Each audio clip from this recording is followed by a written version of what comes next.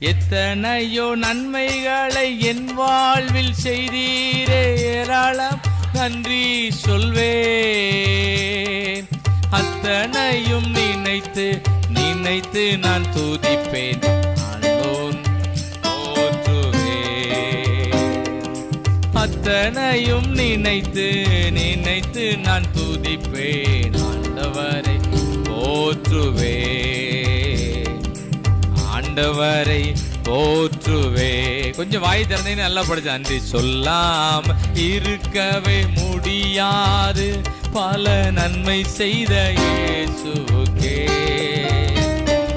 நன்றி நன்றி நன்றி என்று சொல்லி நான் தோறும் போற்றுவே.